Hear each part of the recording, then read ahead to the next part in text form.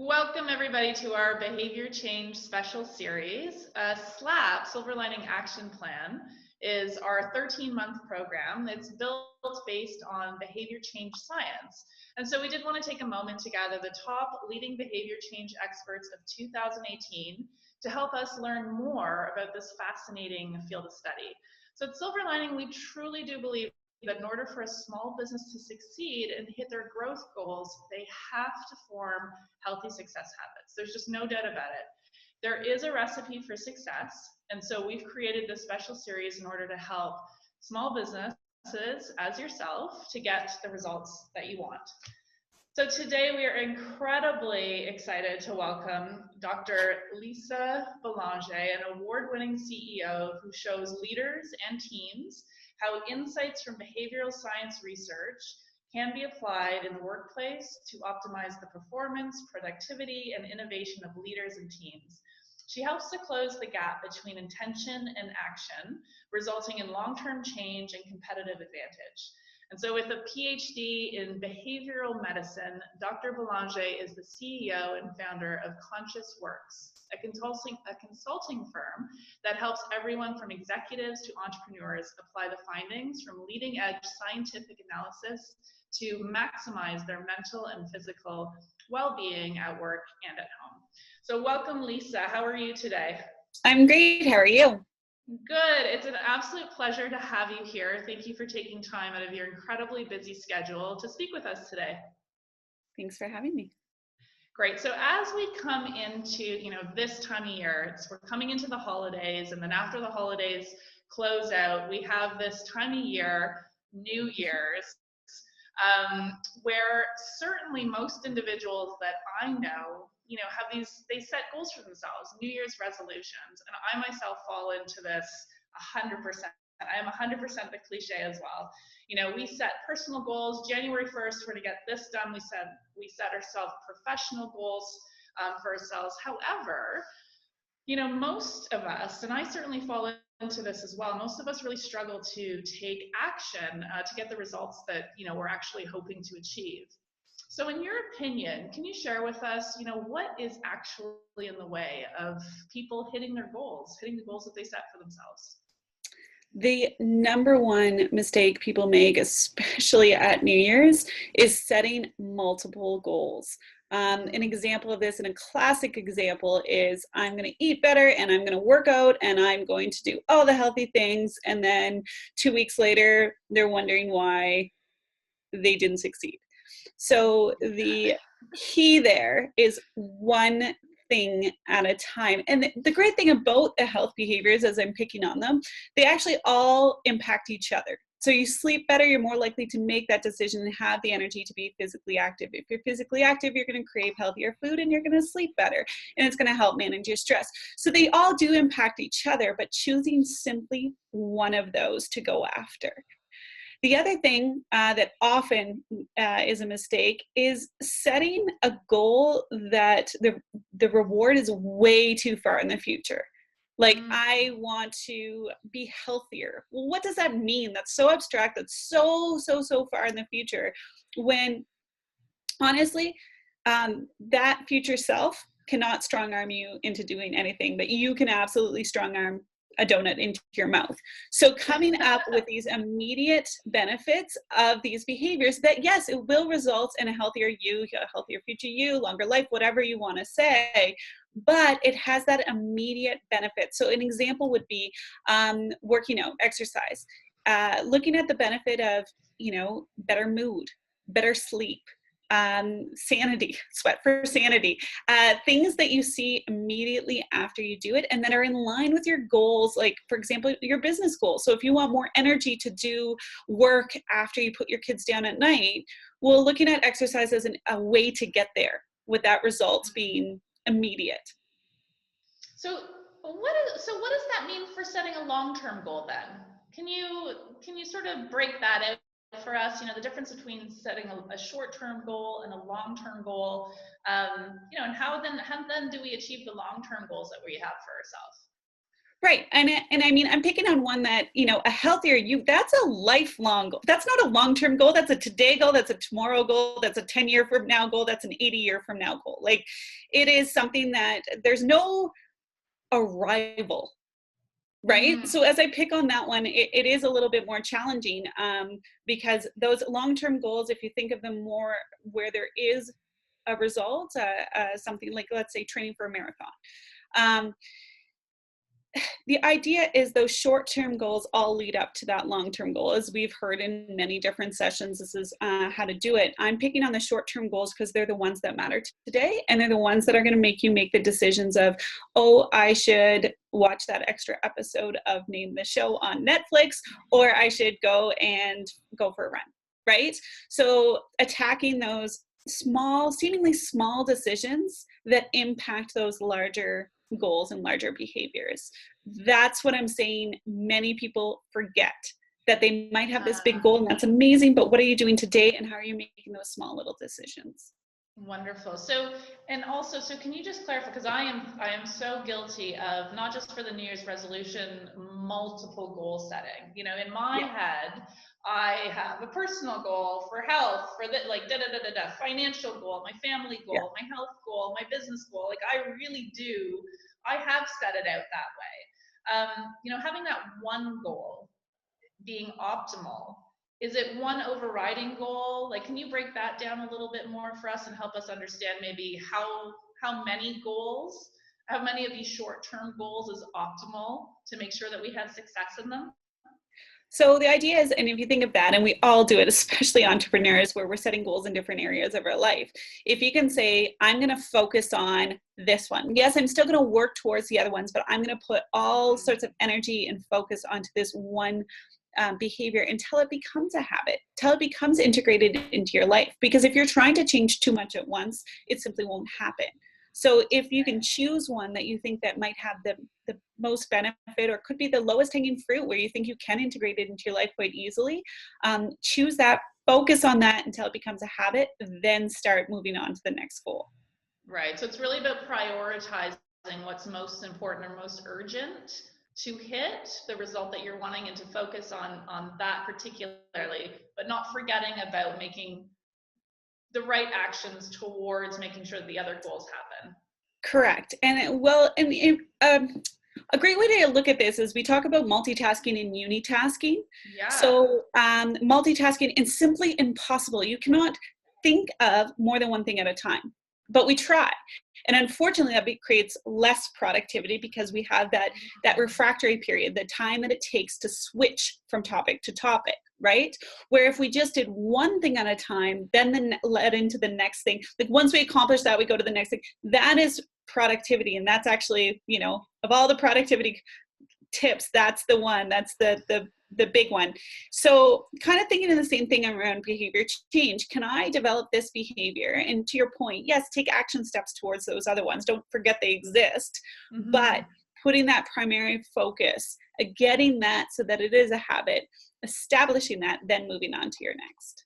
So that moves in perfectly. So the next question would be, you know, so what do people need to do? And you're touching on all of these things. Maybe if we could just maybe, you know, just dial in, what do people need to do to actually hit their goals? You know, they need to focus on one goal. They need to focus on the immediate benefits, you said, rather than this like far outreaching.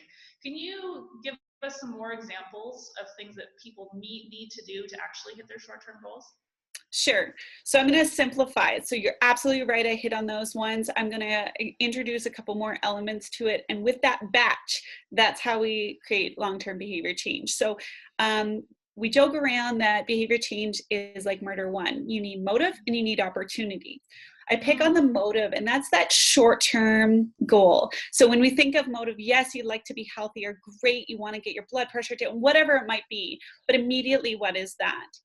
And then the other thing that comes with a motive, and it's so important, and we don't talk about it enough, is our self-talk. So what happens if we think of a kid learning to walk? Imagine we talked about them the same way we talk about ourselves. We get up, we get distracted, we don't go to the gym. Oh my gosh, I failed. And that's the language we use. Imagine like seeing a kid take its first couple steps and then be like, well, lay down there, you tried, you failed. Like, of course not. So speaking to ourselves in that same motivational, unbelievably positive way we would speak to a child learning to walk. We are trying to change a behavior. That's an incredibly difficult thing to do. I don't care how big your willpower is, or who you are, or how successful you are. It is a challenging thing to do. That's why most people fail. So creating self-talk that you can use every single day. These are long-term behaviors. These are things we like to increase in our lives. This is the long-term gain. So if you don't go to the gym one day, that's fine. Go tomorrow. So there's a great study done when it comes to growth mindset, this whole concept of how we speak to ourselves. And it was done in a Chicago high school, inner city high school, and a lot of the kids were failing their courses. So what they did on the report card is, instead of putting fail, they put not yet. And that completely changes the conversation. And I encourage you to use that language with yourself and others when you're trying to change a behavior. Is not yet. I didn't go to the gym yet. I'll go tomorrow. Taking that failure completely out of it. Now, when it comes to opportunity, and this is one that we talk a lot about, is where can we fit this in? We're already crazy busy working on a small business, plus parenting, plus life, plus whatever. So how do you fit in this new behavior that you'd like to do? And yes, it would be great if we could section out an hour a day or whatever it is, which I, if you can, absolutely do. But it's like, if you've ever played hockey or soccer, if you're going towards the net on a breakaway, you look at the net, not the goalie, right? So you're looking for the opportunity, not all the reasons you can't.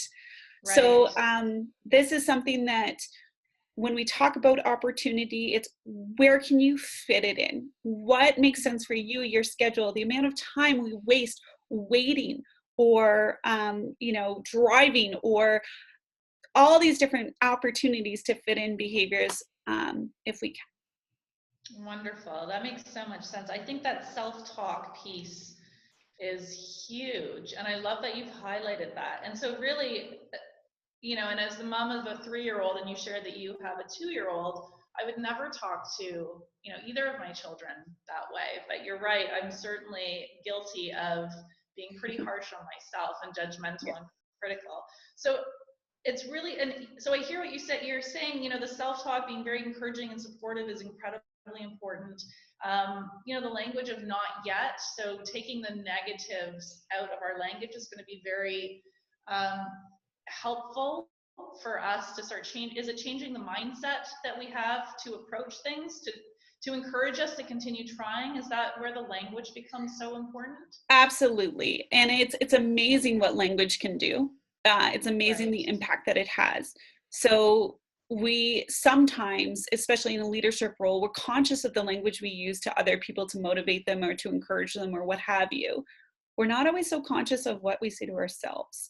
And that's just, if not more important. So thinking about the language you use, think about the encouragement you use. Many of us don't even have any type of encouragement in our self-dialogue. So thinking about that more, there's so much black and white thinking that we have, and really we exist in gray. So how can we make it work? What can we do? What's next? Those positive approaches. I think about conversations we've had with our clients, and this is a message that they really need to listen to and take heed of and notice, because I can think of many times where our clients are incredibly hard on themselves for not reaching a goal, or not being somewhere they think they're supposed to be at this particular time with their business. So it's just a very important message to drive home. And you actually raise a really good point. I'm sure you've heard this before, but another way to look at it too is taking every single should out of your language. Right. So, the best advice I think I've ever got as a new mom, but it's relevant to business, to health behaviors, to whatever you're trying to accomplish, is don't should all over yourself, because it's just going to be embarrassing for everybody. but just taking the time to, like, why do you have those expectations of yourself? Where are they coming from? Are they something you would ever place on somebody else? What is the reason? Is there any benefit from you stopping to be disappointed, right? So if you think of that big goal, if you think of what you're trying to accomplish, it's now what, right? Okay, now what? Let's keep going. Love Now what? that. Well, I love the idea of don't stop to think about what you have. It's almost like don't waste your time there. There's not enough time. You don't have enough of that resource to spend wasting in this negative mindset and self-doubt. So continually moving forward and having that flow is really important for behavior change. Yes. How would you apply the, vast amounts of research that you've done in this area and your expertise specifically to small business owners? We started talking about small business owners, and the self-talk is certainly one way that this stuff applies. What are some other examples that you can give us? So you, like, to your point about, sorry? Some words of wisdom. Oh, yeah. I think, so I was thinking about this question, and I'm a small business owner myself, but in addition to that, I run a national charity and consult with many different projects and partners. And then I have to go and have difficult conversations with diseased patients to explaining to my 2-year-old son why he can't ride the dog like a horse. Like, I have a vast amount of things, as most small business owners do.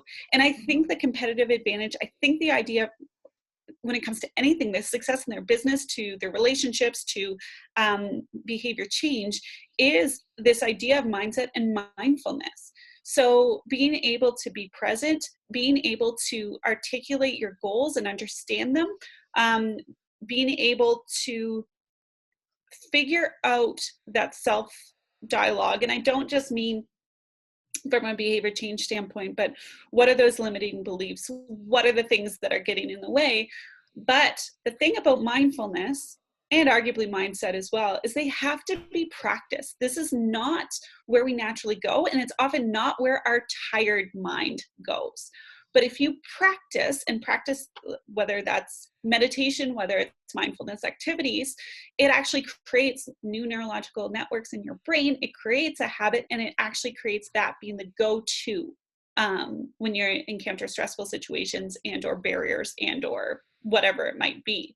So when I think of small business owners, the idea of being able to be mindful and have that practice so that you can pull on it when you need it the most, which is usually when you're tired and stressed. So you do need to practice it before it needs to be there, if that makes sense.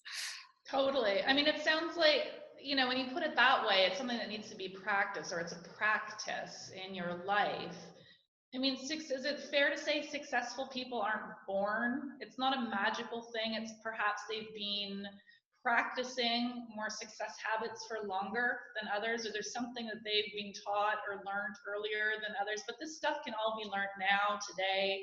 Like, real changes can be made right now that are going to have a really positive impact tomorrow, next week, next month, and years. These are all learned behaviors. They are. There's no like magic gene that allows us to do this. But to your point of what successful people do, I mean, I think they just fail often and fail better, and then be able to pick themselves up and have that language of not yet, have that language of keep going, and I think that that's something that, the earlier you can learn that, the better.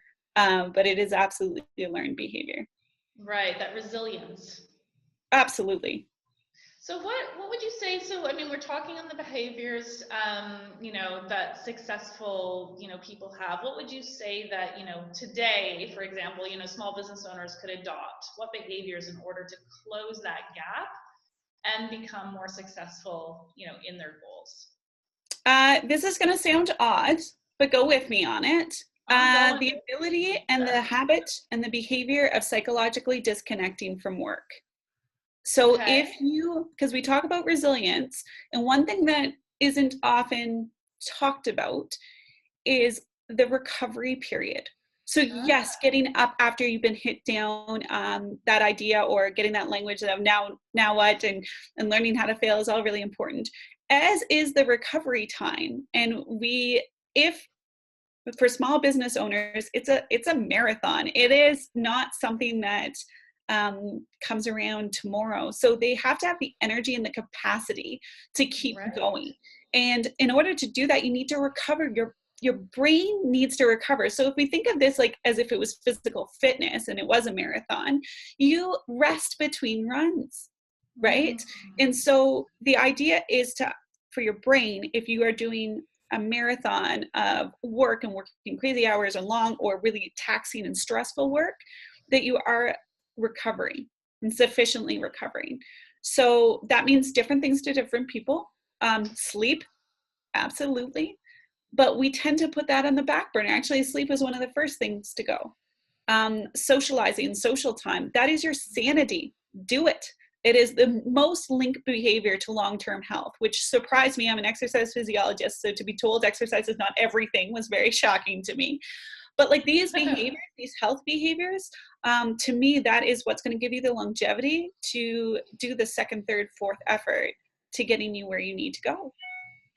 Why is it then? I mean, there's honestly not an entrepreneur I have ever spoken with who says, that we know intellectually these things. I know that sleep is good for me and I should do it. I know that socializing is good, but I need to work 16 or 17 hours a day in my business. I mean, it happens. And the only thing that's going to happen is burnout, but there is it's almost this anxiety that happens when people slow down. Like, what is the correlation? Explain that conundrum. Yeah. So there's a few things there. Like many, not even just entrepreneurs, but many people in leadership positions say that I'm oversimplifying it, but essentially their competitive advantage is to think in the future and learn from the past. So why should I be present? Why should I, disengage? Why should I? You're right. You need to be able to do the thinking in the future, learning from the past. But if you can, like, if it was a flashlight and you could look exactly where you want it to go, that's your advantage. Not the ability to go forward and backwards. It's the ability to control where you are thinking. Okay. And so for those people, the idea of slowing down, the idea of disconnecting causes so much anxiety because they don't have the confidence that they can get it back. They don't have the confidence they can be present and then shift back to where they were thinking, where they were going, what they were worrying about, right? Because we worry so well. Yeah. The other thing with this concept, and I'm kind of lumping leaders and entrepreneurs and everybody in together, is we've been rewarded so long on how much work we do. Right.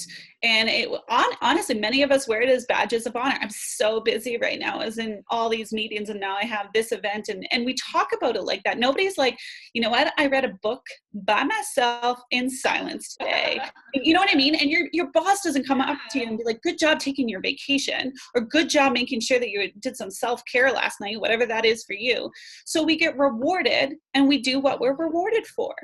So being in academia for as long as I have been, it's this constant idea that you should be working and there's no end, right? Like there's no, all the research is done, I'm good. Like that's never a thought. And it's the same thing with small business. It's never over. So you have to determine what works for you. But I'm saying what is non-negotiable is your recovery period. So what is that for you? And I do mean that that's different for everyone. So for me, recovery is going for a run and or going like skating or on the back of a speedboat. Like that's recovery to me. It's not necessarily sitting and unwinding, but that is for some people. And it's just having that knowledge of what you need to recover and then making sure that you build that in. That is what's going to set you up for the long run. And we do it in our business. We plan for the worst within our business. We try to strategize there, but we don't do it necessarily for us, which is the main asset, right? Especially for a small business. So I really encourage people to think through that and to figure out how do they effectively switch off. It's such an aha for me in this conversation that your recovery period is a non-negotiable. I mean, that just, and then the visual of going for a run and not recovering, just really, that makes it so clear why it's so important. So thank you for that, because it doesn't get talked about enough and it is incredibly important.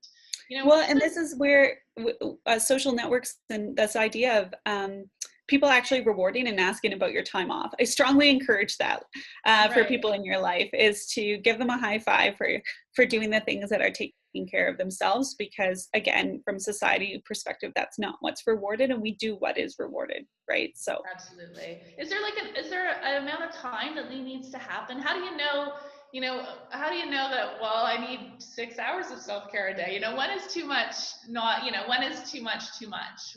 Or what's not, you it's know, a great question, and the problem is, and you've addressed it already, there's no number, like absolutely not, as there isn't for habit development. Unfortunately, we're all very different. Fortunately, but unfortunately, we're all very different in that respect. And I'll preface this: if you're in a period of intense stress and or you have gone through burnout, it's going to be lengthy. It's going to be a right. long time. That's why I encourage people to practice it daily, Are we if talking not. about hours, days, weeks, So it years? depends on what you're going through. So it should be done. Like in an ideal world, this is something practiced every day. It might Mhm. only be 15 minutes. It might be Right. 5 minutes of meditation in your car. It might not be going for a full-on run or watching a movie. Like you might not have time for that. Then trying to figure out something on a weekly basis, monthly basis, and then yearly basis where you are actively thinking about that recovery time and figuring out Mhm. what works for you. If you have gone through or have been burnt out, this is substantial. You have literally changed the nervous system in your body, and you Yeah. need to reprogram it. So that's a Mhm. little bit more extensive. In saying that, I would argue, correct me if I'm wrong, that most small business owners, especially in the first couple of phases, are somewhere on the burnout trajectory. Like we're all kind of cruising along Absolutely. somewhere there. So it's a Absolutely. matter of trying to find those little moments, those small things that you can do that you understand that your brain needs to recover. So if that's just, admitting that I need to rest this weekend so that I can, really come at it next weekend, it's really important. I mean, that is so, the burnout piece is so important. You know, we often have to red flag that for our clients. You know, we see those Yeah. signs often way before they see those signs. And Yes. being an entrepreneur, a recovering entrepreneur who has suffered burnout myself, and I really didn't understand what it was when I was going through it.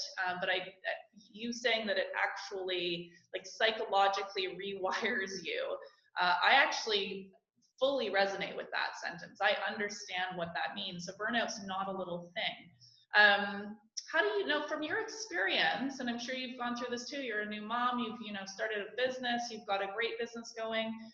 How do you know when there's balance, when you're getting enough self-care, when you're like, it's hard because every day you're feeling something slightly different. So is there a way of just knowing that we're sort of on the right track? Like, what are the signs, would you say, of burnout? And when do you feel like, yep, might not be perfect balance, but I'm getting everything that I need? So balance to me, in my opinion, is not possible. It's never going to happen. If you strive for it, you set yourself up for failure, unfortunately. Right. So the thing that I've taken in my life that this is how I operate, it's what needs to happen, is I'm truly present wherever I am. So, Mm. and then obviously I dedicate time to strategic planning and things like that, and thinking to the future. But if I'm at home, I'm at home. As in, like, if said I'm going to spend dinner with my family, I'm not coming home to half thinking about work, half being with my family, doing two things terribly, and then trying to move on from that. I really do try to be present wherever I am. Making that shift and making that commitment to myself, whether it is 16 hours a day of work and 2 hours of family time, or the vice versa, but I'm being present and I'm understanding why I'm investing the time and energy there, has made such a difference for me. Um, and that's something I strongly encourage to think about. When I talk about burnout, you're absolutely right. Most people don't know they're burnt out till they're full on burnt out. Like they don't Mm-hmm. see all the warning signs. They don't see the things, whether or not people around you see them, because there's so many symptoms, but they get messed up with other things going, oh, they're just stressed, oh, they're going to get through this project, or whatever it is. We kind of intellectualize ourselves out of it, or other people do for us. As soon as somebody repeats to themselves, I can't do this anymore, I can't do this anymore, I can't do this anymore, every burnout person has said those words to themselves, and that's already burnout. You're full on in burnout if you've had those repeated sentences come into your life. And I mean, I could talk about burnout probably now for, well, I know I could, 3-4 hours. It is such a fascinating thing, but most people that hear the word burnout, to your point, you didn't know about it when you were in it, but if somebody said burnout to you, you'd be like, yes, I don't even really know what that is, but yes, that sounds like exactly what I'm going through. And, you know, I give the analogy, you're frying your neurons. You're not giving the recovery time. They're overworked, they're overstressed, they're fried. And that results in all sorts of different things for different people, whether it's disrupted sleep, whether that's anxiety, whether that's being cold or like, you know, removed. There's so many different ways it could express itself. But what seems to resonate with most people is repeating, I can't do this anymore. I remember that stage. We hear it, we do hear it in our coaching conversations. You know, I mean, you're touching on, it's beautiful to hear you reflect on, like, the biggest thing for you is the shift about being truly present in every moment that you are in, rather than, you know, I spend 8 hours at home doing 8 hours at work, like, that's the balance, this equal balance that we, you know, society seems to be seeking. It doesn't actually exist. Is there another, you know, habit would you consider that your number one habit that you do every day? Is there another habit that everyone should do every single day that would inevitably help them to hit their short-term, long-term goals? Yeah. So how I can be present is I have to practice that. I have to practice mindfully. It is not something that comes naturally, as we all are. Like, of course, I'll be at the dog park with my dog in these beautiful mountains being like, this is gorgeous. I wonder what they meant by that budget report. Like, your mind goes, right? It is a practice to be able to do that. I'm not perfect. I'm not even close. But what I practice is bringing my thoughts back to the present. When I notice they're wandering, bringing it back, because I do want to use the time I have and the energy I have the most effectively every minute of every day. Right. The other thing that and we talked a little bit about this, the other habit that I have started to develop that has made such a big difference, because most of us have the hard skills, the tangible skills to get this going, or we can source them, right? I don't know how to say this without sounding a little corny, but like that self-kindness or forgiveness, when it comes to what I think I can do, what I set out to do, and then what life throws at me and what I actually get done. So looking at all of those factors and just being able to put it into perspective, reframe, agility on a daily basis of what that means, how are we going to shift? I think that's been a really big thing. The other thing that I have to say is I am not a good person. I'm not at my best without physical activity. And I know that this is something I grew up in, so it's part of my life, and that's who I am. But there's been many days in the last year that I've been commuting back and forth and it hasn't gotten into my day. It needs to. And even 15-minute walk, I sleep better, my head's better, everything's better. Some people gravitate towards that. Some people prefer other things, but for me, that is a habit that makes life possible. Exercise, even 15 minutes a day. I know, I think it just goes to what's really important, you know, the recovery period, the self-talk, the practice mindset versus the, you know, should have been born with that. Exercising instead of just sitting and working, you know, 12, 14, 16 hours a day. It is really important to bring these pieces into our life. And that is going to help us to obtain goals. There was a study that came out, and I really appreciate this. They said if people just walk half an hour a day, they're 25 to 35% more productive. So even if you're like, I don't have time to do this today, is it not an investment with a great return that you can utilize for whatever you need to get done? So when we think about what gets pushed aside for us to get stuff done, don't let that be one of them, because it is an investment in your energy level. Then you can do more, think better, whatever. And then they've done so many studies now, they're fascinating, with exercise and creativity. So you're stuck, you're not working quickly, you're seeing yourself being distracted, whatever it is, just go move. That's what we're meant to do. So, and then as a stress management technique, 100%. I joke that the sweat for sanity, but I really do mean it. So can you just touch a little bit more on stuck? Because our clients, obviously as business owners, we get stuck all the time. We get stuck, we're often our own worst enemies. We get stuck in a routine that's not serving us. We get stuck not wanting to make the really important sales call that we have to make. There's many, many different ways that we get stuck. Can you just give us a couple of examples of way to get unstuck besides exercise? There's different things that work for different people. And so one of the things that I know works really well, it's not something I often practice, but I do know it works well for a lot of people, is thinking, what is the worst that can happen?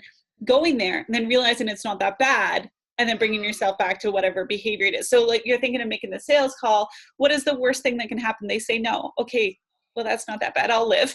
Right. And then, you know, it kind of pushes you beyond that limiting belief that you have, that, or fear of failure or whatever it might be.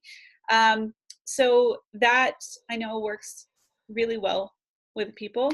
When I feel stuck, I always go to certain colleagues and friends and start a conversation about whatever it might be.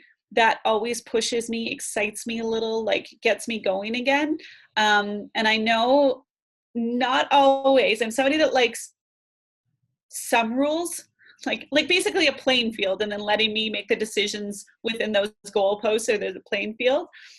So I have friends that will give me goalposts, or they'll make me accountable for whatever it is to kind of push me past that barrier. When it comes to lifestyle things that routines that you get stuck on, a classic one now that I talk to people all the time about, they're so burnt out in their job, they come home, they turn on whatever show on Netflix and let Netflix watch them as the example. Netflix binge, everyone talks about it. Oh yeah. And so when it comes to things like that, there's really easy ways to switch that up. And when I say that, behaviors are hard to change, but okay, same behavior, you want to watch Netflix, pick out a show you love, not whatever's there and I'm just going to binge whatever.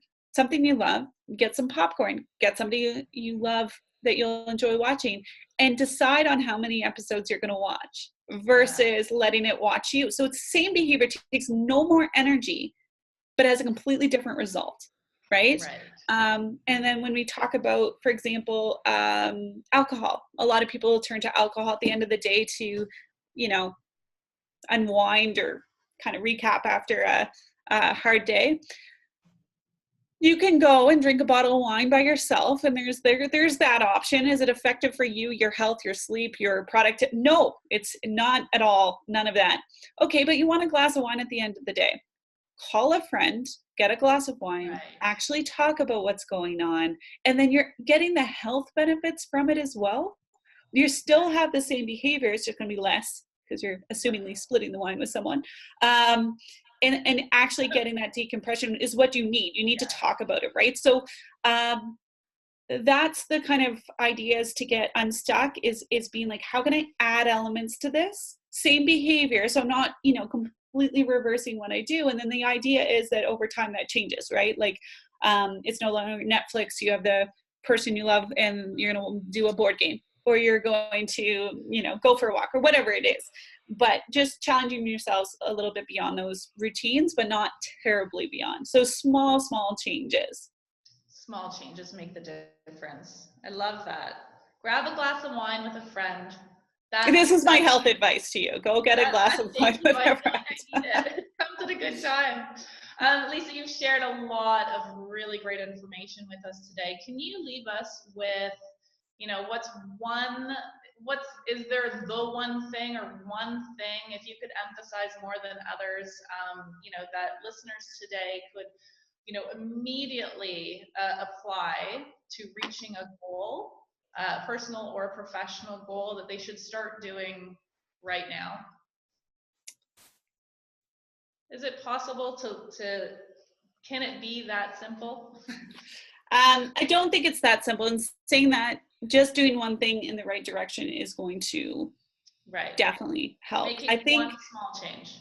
So if I could articulate one thing, we haven't fully talked, we've hit on it, but we haven't really delved into it, that is the secret, if you will, is breaking that goal down into the smallest possible components. And each one of those is a win. I'll give you an example. I was working on a exercise trial with breast cancer patients. So they're actually going through chemotherapy. And if you've ever known somebody that's gone through chemo, it's horrific and the side effects are crap. And we were bringing them into the gym and getting them to work out 3 times a week. So the agreement we had with them is they don't have to come and work out, but they have to come to us 3 times a week. So we were taking that exercise routine and being like, nope, you have to do the smallest component, and that's considered a success. That's considered a check mark in your attendance. So they get there, they start talking to us. Yes, I'm feeling awful. Fatigue was the major symptom. And they're like, well, I'm here. I might as well get on the treadmill, but I can't do my full program today. I'll do less of it. No problem. Get on the treadmill, start moving. You know what? Bring it up a little bit.